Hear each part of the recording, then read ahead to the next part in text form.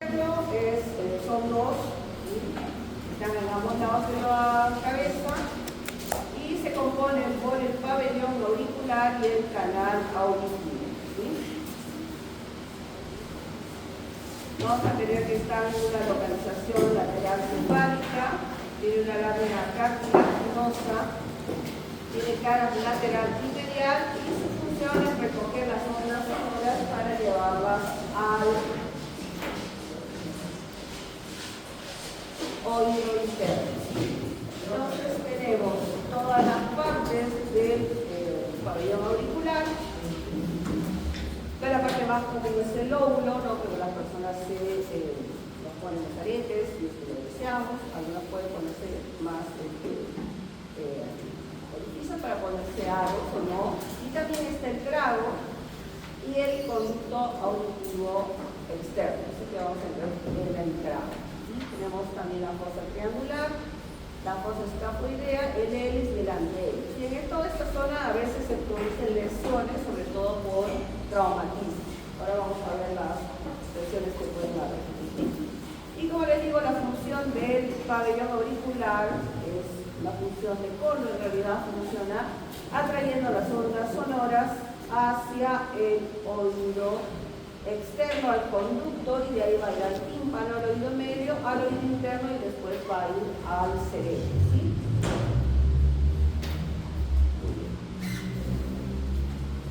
Bueno, tenemos dos conductos, la mayoría de las personas son simétricos, ¿sí? Su función es dirigir las ondas sonoras hacia el tímpano, tiene forma de S, ¿sí? No es totalmente cilíndrico, por eso algunas personas al tratar de manipularse se hacen lesiones. ¿Sí? Está cubierto por una epidermis y contiene glándulas formadoras de células. La indicación del conducto y pabellón auricular es por la arteria posterior auricular y temporal superficial. ¿Sí?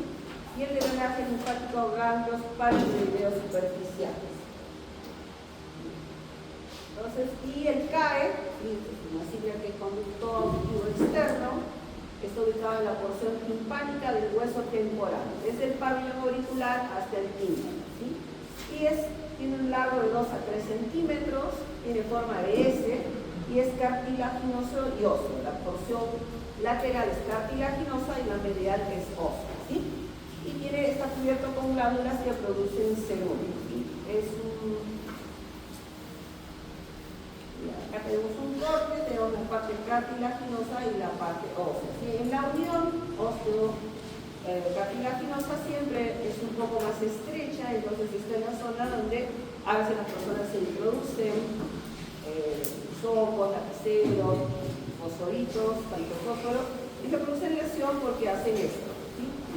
Entran acá y se hacen una lesión acá. ¿Sí? Entonces van a ver la pequeña estructura y la forma de desencaje. Acá tenemos la función nuevamente y la inervación. La inervación de parte del conducto está dado por el nervio facial, por eso vamos a tener algunos casos de herpes zóster, que ahorita lo vamos a ver, que tienen vesículas en esta región. Y a la vez da otro tipo de lesiones. Entonces tenemos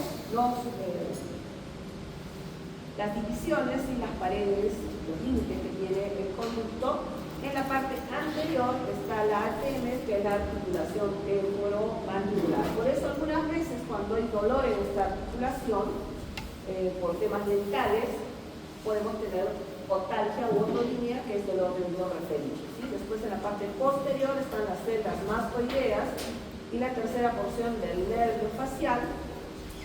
Y en la parte inferior está la cápsula parotídea. En la parte superior, la fosa craneal media, y conducto de las meninges. Entonces cualquier inflamación o infección seria en el oído se puede deber a fosa craneal. ¿Sí?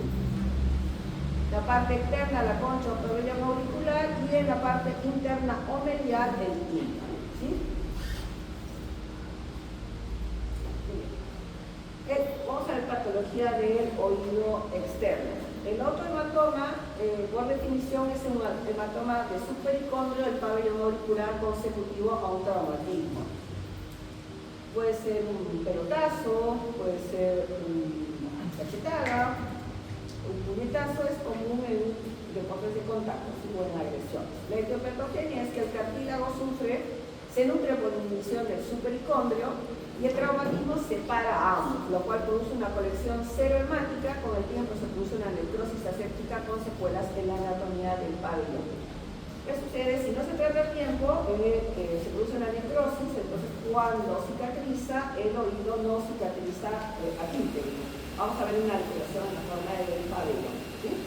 Y la manifestación clínica es una tumoración fluctuante en pabellón auricular de poco tiempo de evolución y vamos a tener antecedentes del traumatismo. Y el diagnóstico es directamente clínico. Y el tratamiento es punción y drenaje, vamos a dar antibióticos y analgésicos. Entonces vamos a tener acá, este es un típico hematoma. Y lo que vamos a hacer son dos cosas, que con cualquier colección, ¿saben que cualquier colección que queda mucho tiempo en el cuerpo se contamina? Entonces esto hay que sacarlo sí o sí. Entonces lo podemos hacer a través de una punción y lo mejor es hacer un corte y debridar para lograr que por gravedad todo el líquido se vaya y no se vuelva a coleccionar. Porque si yo punzo y no dejo nada, pero simplemente así, se puede volver a formar y otra vez hay que hacer el procedimiento, ¿sí? Entonces, estas es las complicaciones que pueden pasar en un paciente que es atendido tardíamente o que sufre una y otra vez traumatismos de conducto y de pabellón. Esto puede pasar en los boxeadores profesionales, ¿sí? Entonces van a ver esto. Si ustedes buscan ahora que están las Olimpiadas algún deportista de estos de boxeo, la mayoría tiene alguna alteración de este tipo de nosotros. Y esta es otra enfermedad, que es la pericondritis, que también es una infección del pabellón auricular. Tenemos que la etiología es multimicrobiana, es pseudomonas, Streptococcus anaerobios, y el factor predisponente es un otohematoma. Un otohematoma que el paciente no viene, vamos a decir, está en el campo, y viene cuando ya tiene todo así totalmente. Y acá, si vamos a hacer una punción, vamos a sacar un líquido purulento, ¿no? Vamos a sacar un líquido seromático, ¿sí? Y vamos a tener un piercing, por ejemplo, un piercing mal colocado, pensar que a veces las personas van a lugares que no hay una buena higiene, ¿sí? O tienen alergia al níquel, y se produce toda esa inflamación. Quemaduras, picaduras y colagenopatía. ¿Sí? En algunos pacientes puede tener pericondritis por ya es una alteración inmunológica. Lo que vamos a tener es otonia, calor y rubor, la clásica fría, y vamos a tener tratamiento, drenaje, si es que hay una colección como en la imagen anterior, o vamos a tener en este caso, está todo edematizado, vamos a tener que dar antibióticos de las cefalexinas o ciprofloxacino y corticoides, ¿sí? Para desinflamar al paciente. Ahora, si esto reincide, tenemos que mandarlo a reumatología porque tenemos que descartar alguna colagenopatía, ¿sí? Después, la otra patología común es la otitis externa, que es una inflamación de la piel del conducto auditivo externo. Y la etiología también es polimicrobiana, Pseudomonas, Staphylococcus y Escherichia coli. Entonces, lo que vamos a tener es que hay varios tipos. Tenemos el difuso, el agudo localizado, que es la foliculosis, el policiclo común, eczematoso, fúngico y necrotizante, que es el más grave. Bueno, los factores predisponentes son el calor y la humedad, que es más común en verano por eso, el uso de piscinas, entrar al río, lagunas, y en el caso del mar, cuando el río entra al mar, nosotros tenemos mayor cantidad de pacientes con otitis externas. ¿Por qué? Porque se contaminó el mar con el agua de río, ¿ya? Natación, exceso de limpieza, porque el celular tiene una protección, tiene un efecto lubricante protector del conducto. Entonces lo que vamos a tener, que si una persona está que dale y dale al hisopo, lo que hace es barrer con esta barrera y termina teniendo infecciones en el paciente. Obstrucciones anatómicas, exostosis, cerumen, estenosis del conducto van a predisponer a esto. Algún traumatismo, el paciente se introduce la llave porque le pica el oído, se produce una excoriación y se introduce la infección, ¿sí? Otitis media crónicas, uso de prótesis, pacientes, o actualmente Bueno, en la época de la pandemia, como todo el mundo está utilizando los auriculares para escuchar sus clases, aumentó por el hecho de que se contaminaban constantemente los auriculares, ¿no? Y las enfermedades dermatológicas como la psoriasis predisponen también a esta enfermedad. Lo que vamos a tener es los síntomas, es prurito, sensación de oído tapado, octalgia, y podemos tener otorrea. Si otorrea es la emisión de algún líquido a través del oído, que normalmente va a ser purulenta, y los signos vamos a tener un dolor a la tracción del pabellón o al comprimir el trago. Entonces lo jalo el conducto del paciente y le va a doler. El conducto lo vamos a ver estenosado y vamos a tener presencia de otorrea. Si ustedes ven acá, este conducto se ve bastante edematizado.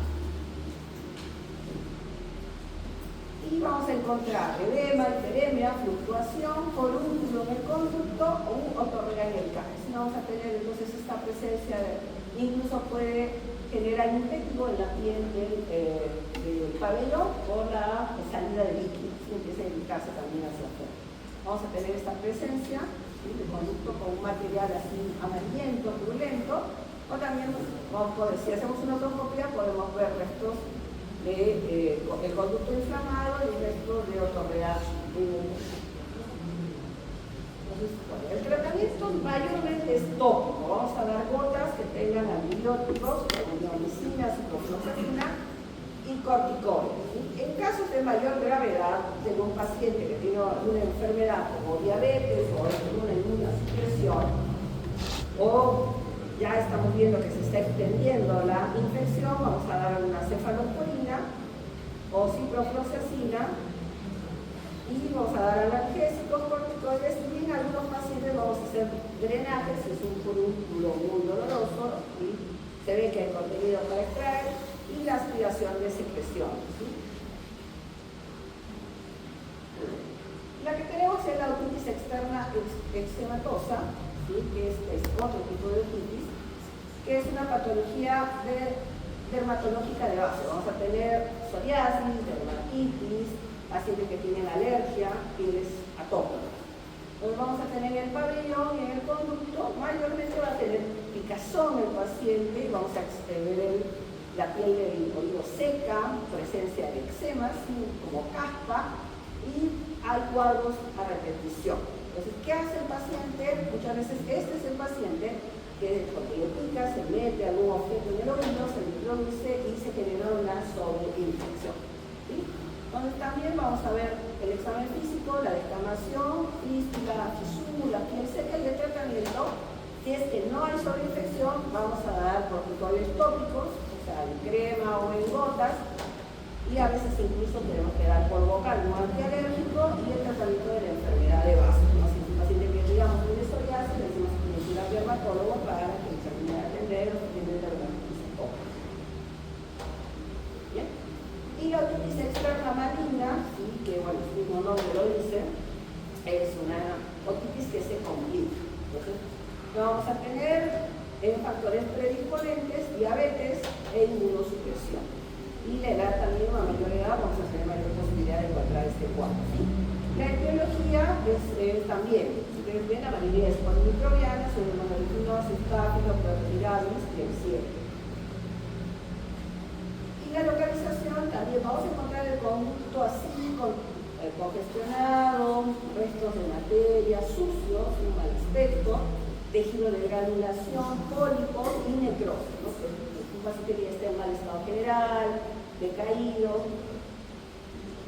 Y bueno, ante un cuadro así, vamos a tener que pedir alguna tomografía, resonancia o una gamografía ósea, depende de lo que tengamos también en el hospital donde estemos, aspiración de secreciones para cultivo, ¿no? Y este paciente obviamente se integra, ¿sí? Sobre todo, mayormente, lo que yo he visto en este tiempo son muchos pacientes diabéticos que no están cumpliendo con el tratamiento tipo glucemiante, ¿no? Sobre todo uno de las glucosas en pacientes está en 400 y te dice que se motiva, ¿no? Entonces, y acá lo que podemos ver es en esta imagen todo el conducto dermatizado, ¿sí? Este es el oído sano, este es el oído enfermo, que podemos ver toda la lesión. Y bueno, si tenemos gamografía ósea, vamos a ver que capta la zona de la infección. Bien. El tratamiento, como les decía, es internación, ahí vamos a tener que dar ciprofloxacina, amilofosfos, milpene, vamos a tener que hacer unos cultivos de secreciones y estabilizar la patología de base, ¿no? La otra artritis es la otomicosis, que como su nombre indica, estamos hablando de una enfermedad de origen fúngico. Y la gran mayoría en oídos son aspergillus nigricales. Y los factores predisponentes son el exceso de limpieza, diabetes o inversión en ríos o lagunas, y sobre todo en lugares que hay contaminación. También puede suceder cuando van a un lugar de aguas estancadas, como puede ser alguna piscina de estas que hacen en casa, que no le ponen en el verano los descontaminantes que deberían ser, y entonces se contamina. Lo que vamos a tener en estos casos, hay bastante prurito, hay una ortalgia que es leve y la otorrina. En el examen físico vamos a tener el vómito con una otorrea blanquecina o negruzca. Si yo veo esto, ya sé que es aspergillus nigricans. Si ponemos una manija, también. O si no, vamos a ver lo clásico de la candida nigricans como leche cortada. Los dos son patógenos de esta enfermedad. Y el tratamiento, tenemos que hacer una limpieza del conducto, tenemos que sacar las secreciones, vamos a dar antibiótico local o alcohol volcado y vía oral, salvo casos graves. Normalmente es muy raro que tenemos antifúngicos, que puede ser ketoconazol o cualquiera de los antifúngicos, y corticoides para desinflamar. Y el paciente va a tener que venir varias veces al consultorio hasta que terminemos de limpiar el conducto, porque a veces quedan esporas y vuelve a crecer el hongo. Entonces el paciente tiene que venir a la consulta 3 o 4 veces para hacer limpieza. Y hablando de la inervación, tenemos el síndrome de Ramsay-Hunt o el Zoster-Otter, ¿sí? Acá lo que está afectado, el virus herpes afecta al séptimo par, entonces vamos a tener una localización del conducto y el pabellón auricular. Vamos a tener las clásicas vesículas, ¿sí? Un gran edema en oído, un dolor intenso en oído y parálisis facial. Es un paciente que es una enfermedad común. Vamos a tener parálisis facial, hipoacusia por el gran edema que tenemos en el conducto. Después vamos a ver por otra cosa también. Vértigo puede llegar a tener el paciente o inestabilidad, ¿sí? Vesículas, una ortalgia intensa, y en el examen físico vamos a ver parálisis facial homolateral a un conducto estenosado, vesículas y cosas. En estos casos, lo que vamos a dar es aciclovir o valaciclovir o corticoides, y en algunos casos incluso hay que dar algún medicamento más intenso para dolor, incluso a veces tramador o algunos analgésicos, dependiendo del grado de dolor del paciente. ¿Sí? Y tenemos que esperar a que el cuadro pase, el cuadro vesicular postroso, para que empiece a hacer la recuperación de la parálisis facial del paciente. Por eso todo paciente que tiene parálisis facial siempre lo tiene que ver el neurólogo y el otorrino, porque tenemos que descartar que a veces empieza con una parálisis supuestamente facial leve y después empiezan con todas las vesículas y las cosas. Tienen que llenar su lista. Ya. Seguimos con tapón epidérmico. El tapón epidérmico es la acumulación del material o producto de las glándulas productoras de serum. Lo que van a encontrar es una sustancia color marrón en el oído. Ahora, nuestros oídos producen cera, sí, es más, tienen que producir cera para lubricar el conducto auditivo. Cuando hay exceso de producción, pasa esto, y cuando hay falta de producción, se produce la otitis eczemática de que estábamos hablando hace un rato. Entonces, los factores predisponentes tenemos el exceso de limpieza con hisopos y otros objetos, ¿no? Entonces, ¿qué sucede? El paciente utiliza su hisopo, Y lo que hace es empujar el cerumen más a profundidad, ¿sí? Lo empuja hacia el fondo, hacia el fondo, hacia el fondo, y va creando como una base de cerumen, ¿sí? Estrechez de conducto e hipersecreción. En algunos pacientes, por ejemplo, que tienen un acné severo, a veces también producen exceso de cerumen. Hay pacientes que tienen que hacerse el tratamiento una vez al año, otros cada 6 meses, otros cada 3 meses, dependiendo de la cantidad de cerumen que produzca su oído. Entonces, y vamos a ver la fisiología del cerumen. Hay una secreción fisiológica que tiene su función, como les decía, de lubricación, contiene enzimas e inmunoglobulinas y se elimina 0,7 milímetros por día y hay una autolimpieza. Entonces tenemos pelitos acá, lisas, que lo que hacen es ir eliminando hacia el exterior el cerumen. Entonces por eso en las mañanas nos levantamos y nos hacemos así, sale un poco de cera. Eso es lo que tenemos que hacer, nada más. Entonces la gente a veces ve eso, empieza con el hisopito y termina lo que el oído lo termina de meter, ¿sí? Entonces empieza a juntarse. Entonces acá tenemos restos o cerumen parcial. Puedo llegar a ver el fondo del oído, que es el tímpano, pero ya tenemos este borde. Entonces la sintomatología, hay hipoacusia, ¿sí? Acúfenos, autofonía, una otalgia leve y esa sensación de oído tapado de plenitud, porque el conducto está cubierto por este tapón, ¿sí? Bien, entonces, acá tenemos un conducto limpio y un tapón y un conducto lleno de cerumen. El diagnóstico diferencial es el cuerpo extraño de oído, ¿sí? Un tapón epidérmico, una otorragia coagulada, ¿sí? Otorrea, que sea material, puede ser también una otorrea micótica, y en la otoscopía vamos a ver una masa color amarillenta o parduzca. Mientras más tiempo tiene en el oído, se oxida y se vuelve más oscuro y se puede volver así un marrón bien muy oscuro, casi negro, ¿sí? Y el tratamiento es, primero vamos a descartar perforación timpánica por el interrogatorio al paciente, y si ese es el caso, vamos a hacer extracción instrumental como se ve en esta imagen, o vamos a hacer el clásico lavado de oídos que ustedes lo van a ver cuando hagan sus prácticas. Es un procedimiento más común en otorrino. Y bueno, el tapón epidérmico es una descamación excesiva de la epidermis con acumulación epitelial y se forma una formación compacta blanquecina que se adhiere a la piel del oído. Es un tapón diferente. Y también la hipoacusia, acúfenos, autofonía, prurito y sensación del oído tapado. Entonces lo que vamos a ver es esto, ¿sí? El diagnóstico diferencial es con estetoma de conducto o de oído medio y el diagnóstico es a través de la otoscopía. El tratamiento también es igual que el tapón común, hay que hacer un lavado y vamos a dar gotas con queratolíticos, o también podemos, a veces esto pasa con pacientes que tienen exceso de descamación como dermatitis atópica o psoriasis. Entonces en esos pacientes hay que mandarlos al dermatólogo porque ellos tienen algunas gotas que pueden ayudar a evitar que tengan mucha descamación. Y vamos a dar un cuerpo extraño en oído, sí, porque es parte de esto.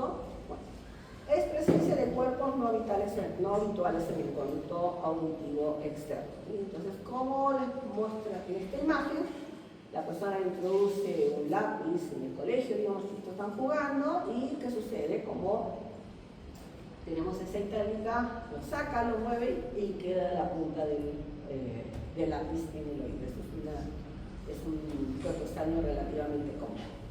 O el hisopo también, entonces el hisopo sale sin la bolita de algodón. Muy bien, entonces vamos a aprender desde inanimados, que son las semillas, metales, algodón, juguetes, chuchería, la pila botón, que es sumamente peligrosa, y los insectos, ¿sí? Ahora, podemos tener la bolita de algodón, que es lo más común. Acá tenemos una ramita de alguna hierba y un insecto. ¿Sí? Vamos a tener hipoacusia, otalgia, otorrea, sensación de oído tapado, vértigo y acúfenos. A veces puede pasar que, sobre todo si es un insecto, el insecto al tratar de salir produce gran dolor porque empieza a arañar el conducto. Y es un cuadro, eso sí es una urgencia de otorrino, ¿sí? El tratamiento depende del objeto. Si es un cuerpo inanimado, vamos a tratar de sacarlo. La manera más simple es un lavado de oído, sin seco o cualquier. O vamos a tratarlo de extracción instrumental con material adecuado y personal entrenado. Esto es muy importante, ¿por qué? Porque si no tienen el material adecuado, lo van a introducir hacia más profundidad, o lo que va a pasar es que vamos a terminar produciendo una lesión. Ustedes saben que hace poco salió una aguja que se le quedó puntista en un niño, que la noticia, por favor. ¿Qué pasa? Si yo tengo un niñito que se mueve, que es incontrolable por los papás, el niño no colabora con el procedimiento, eso después tiene que hacerlo con anestesia general, anestesia. ¿Por qué? Porque puede pasar que terminemos haciendo una lesión conducto, sangra. Las redes sociales son terribles para estas cosas y vamos a terminar teniendo un mal. Entonces, si yo estoy en un centro de salud, estoy haciendo mi salud y trato de hacer un lavado simple y no sale, referencia a centro de otorrino, que es el hospital más cercano. ¿Sí? No, si no puedo sacarlo al intento con limpieza, es mejor no tratar de sacarlo. Sobre todo si es un niño inquieto que no colabora. Si es un adulto, podemos llegar a tratarlo, pero si a los primeros intentos con lavado no sale, o trato de sacar con una piscina y no sale, esto que está muy profundo, referencia, ¿sí? Bueno, cuando es una semilla, hay que hacer un lavado con alcohol o extracción instrumental, porque si yo lo lavo y no sale, la semilla que va a hacer con agua se va a inflamar y va a ser peor, ¿sí?